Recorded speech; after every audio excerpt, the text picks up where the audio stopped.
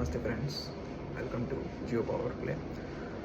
So it's a very important day today. Whoever is the patriot of this nation, the great nation India, cannot forget this today. It's Kargil Vijay Divas, and I wish you all the patriot Indians happy Kargil Vijay Divas. And we know Prime Minister Narendra Modi attends and gives speech on the Kargil Divas, and he motivates our soldiers in this day. So let me give you the brief. So it all started at the May 1999. The Pakistani soldiers came into our Kargil area, and it all started from there. So it's a 25th anniversary this time, and let me give you a brief idea. If I say this war just dragged for 3 months, and we lost around 557 Indian soldiers in this war. And in the speech, Mr. Modi said, Pakistan has never learnt its lesson. He clearly said this. And he also defends that Agnipath scheme. And according to me, we should have Agnipath scheme because of this COVID outbreak. Lots of equipment has been stopped, and we need a lot of requirement, especially in the Pakistan and China borders. The China border is very huge. It goes from Ladakh, Galwan to Arunachal Pradesh. It's a very huge border. We need a lot of soldiers there. And Agnipath scheme, it helps to recruit the youngest soldiers. And I recently read an article regarding saying that we need Agnipath scheme because our age average is very high than the world's average. I mean the soldiers' age average. Yeah. So I again say happy Kargil Vijay Divas. And the second news for our day is, the former US President, Mr. Barack Obama. He's a very quite famous guy in the social media as well. So he endorses openly to Kamala Harris, now the president candidate Kamala Harris. Not only him, even his wife, Michelle Obama. She's a very quiet following. At one stage, we all thought she might be the president candidate if Biden goes down. I genuinely thought she might be the candidate, but I never thought Kamala Harris will be the nominee for the Democratic presidential candidate. And we all know it's been only it's not even a week. I think 5-6 days it has been happened. She got nominated as a president candidate. She still have to announce her VP, the vice president candidate, yet.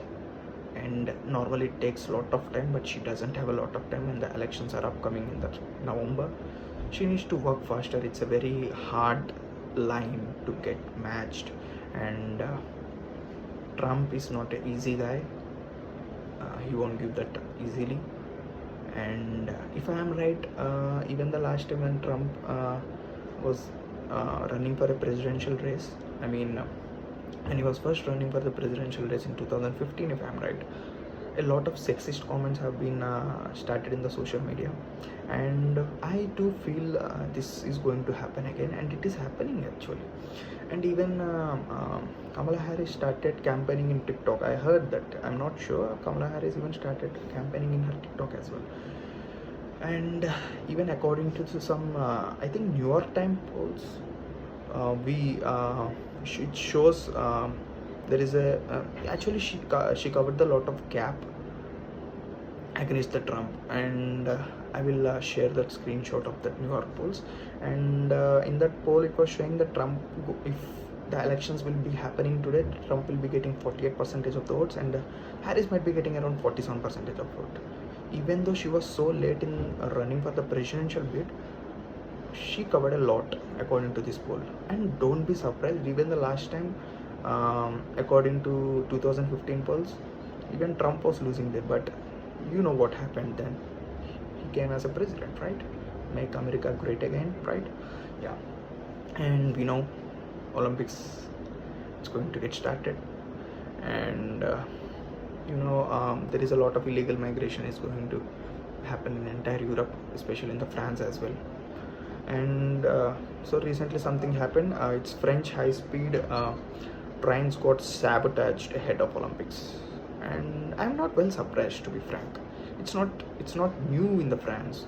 Even the last time, I don't remember the exact date and time, but the library got, they just littered up the library, and they library, these are the knowledge centers. We can't lose some knowledge centers. And because of this illegal migration and extremism, not only the France, entire Europe, US, India, many Southeast Asian nations, they are losing a lot of money, infrastructure, everything. And we have to fight against this extremism. And yeah, and we know Italian PM, she got quite famous because of that melody theme. It's the another news. So Italian PM is set to visit China from July 26th to 31st. The media is not yet sure why this visit, what is going to happen in this visit, and she's quite against China. But obviously we can't just ignore China because it is a world's manufacturing hub. We can't just ignore China like that. Obviously there will be some dealings will be happening, some business deals, export import, everything will be happening. Yeah. And the last news of the day is, actually I read it now, it was yesterday's news at night, from WION. US issues travel advisory for their citizens if they are traveling to India, especially Kashmir and Manipur. I don't understand a thing. A lot of shootings are happening day by day basis.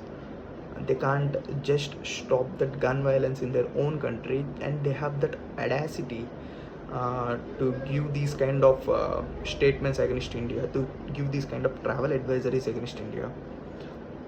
And I have a lot of friends in the US. My friends who went to US for post graduation purposes, especially to Florida, New York, and Texas. And my friends used to say, bro, we are just worried about our lives sometimes while they are doing their part times in their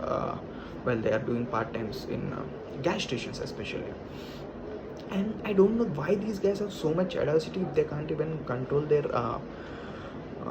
gun violence in their own country, and even their presidential candidate is not safe in their country, and he's a former president as well. And according to me, this is just a step, because Indian Prime Minister recently visited Russian president, and they are just unhappy with that, so they have to do something, right? It's just a travel advisory. That's how diplomatic things happens. And I'm sure how Dr. S. Jaishankar, he gives a befitting reply for this, even if he's not our foreign secretary, whoever it may be. These guys will be having befitting replies no matter what. And thank you. Keep subscribing.